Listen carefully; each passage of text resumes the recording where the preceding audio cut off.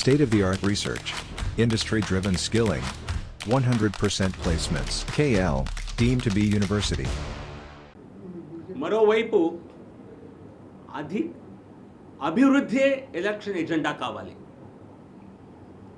అభివృద్ధి ఇక్కడ ముఖ్యంగా నేను విశాఖపట్నంలో గత 3 సంవత్సరాలుగా మీ అందరికీ తెలిసిందే ఇక్కడ అభివృద్ధి కోసం విశేషమైనటువంటి కృషి చేయటం జరిగింది. ప్రతి ఒక్క స్థానిక సమస్య పైన దాన్ని పరిష్కరించే విధంగా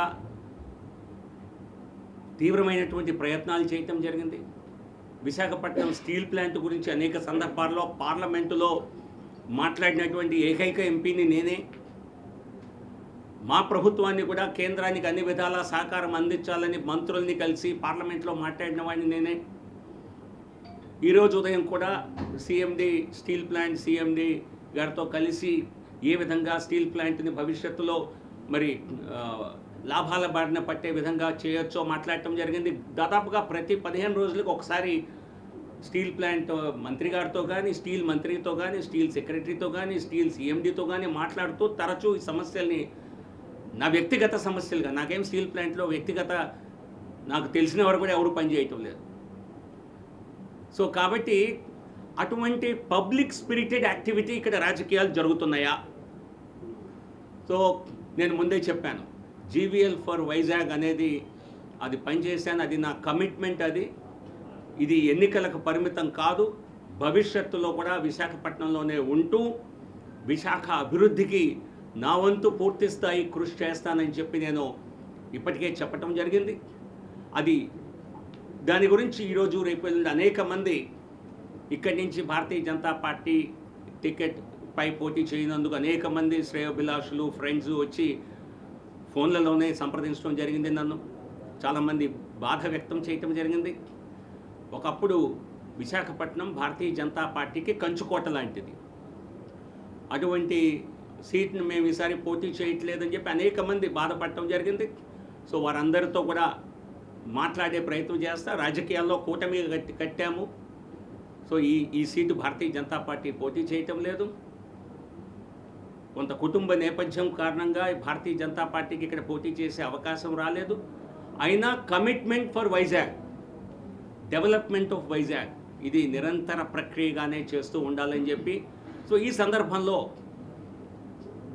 విశాఖపట్నం అభివృద్ధిపై నేనైతే రాష్ట్ర వ్యాప్తంగా అందరూ చేయాలని కోరుకుంటాను. కానీ ప్రత్యేకంగా నేను విశాఖపట్నంలో ఉన్నాను కనుక విశాఖ అభివృద్ధికి ప్రతి ఒక్క ఎమ్మెల్యే అభ్యర్థి, ప్రతి ఒక్క పార్లమెంటు క్యాండిడేట్గా నించున్నవారు గెలిస్తే తామేం చేస్తామన్న అభివృద్ధి అజెండాని ఆవిష్కరించాలని నేను కోరుతున్నాను. ఎందుకంటే ఒకరిని ఒకరు నిందించుకోవటం, ఒకరు గెలవటం, ఒకరు ఓడటం, నలుగురు ఓడటం జరుగుతుంది. అది సాధారణ ప్రక్రియ. కానీ ఎవరు గెలిచినా ఏం చేస్తాం, ఇది నేను చెప్పినట్టుగా రాష్ట్ర వ్యాప్తంగా పార్టీలు ఎలాగో మేనిఫెస్టోలు ఇస్తాయి. కానీ ప్రతి ఒక్క అభ్యర్థి కూడా మేము గెలిస్తే 5 సంవత్సరాల్లో ఇది చేస్తాం అన్నటువంటి ఒక ప్రత్యేక ప్రణాళికతో ప్రతి ఒక్కరూ రావాలి. దాని ద్వారానే అభివృద్ధికి అది సాధ్యపడుతుంది, అభివృద్ధికి అది తోడ్పడుతుంది అన్నటువంటి ఒక సూచన ఖచ్చితంగా నేను చేయదలుచుకున్నాను. ఎందుకంటే లేకపోతే ఎటువంటి కమిట్మెంట్ ఉండదు కదా. స్టేట్ వైడ్గా చేసే మేనిఫెస్టోలు వాటి ఎంత అమలు జరుగుతాయో అవి పక్కన పెట్టేస్తే ప్రతి ఒక్క అకౌంటబిలిటీ, ప్రతి ఒక్క అభ్యర్థి ప్రజల పట్ల వారికి అకౌంటబిలిటీ ఉండాలి. నేనైతే ఖచ్చితంగా ప్రతి అసెంబ్లీకి ఒక మేనిఫెస్టో చేయాలి పోటీ చేస్తే పార్లమెంట్లో అని చెప్పి నేను ముందుగానే ఒక కార్యాచరణ ఆలోచించడం జరిగింది. ప్రతి అసెంబ్లీలో ఉన్న సమస్యలు నాకు తెలుసు. ఎస్కోట వంటి నియోజకవర్గం పక్కనే విశాఖపట్నాన్ని ఆనుకొని ఉన్నటువంటి నియోజకవర్గం. దానిలో సమస్య చూస్తే అదేదో మారుమూల ప్రాంతంలో ఉన్న దానిలాగా అక్కడ ఎటువంటి బేసిక్ డెవలప్మెంట్ జరగలేదు అక్కడ. అంటే ఎవరు పెద్దగా శ్రద్ధ చూపలేదు. నేను ఎస్కోటకి కనీసం గత సంవత్సరంలో 15 సార్లు వెళ్ళాను. నాకు తెలిసి ఏ ఎంపీ కూడా గత 30 సంవత్సరాల్లో అన్నిసార్లు వెళ్ళుంటారు. ఎందుకు వెళ్లకుండా సమస్యలు ఎట్లా తెలుస్తాయి? సో కాబట్టి భీమిలి అలాగే పక్కనే ఉన్నటువంటి ఆనుకొని ఉన్నటువంటి నియోజకవర్గం అనేక ప్రజా సమస్యలు, తీవ్రమైనటువంటి సమస్యలు ఉన్నాయి, పరిష్కారం కాలేదు. సో కాబట్టి ఇది నేను చేసేటువంటి ఒక సూచన అనుకోండి, అభ్యర్థన అనుకోండి.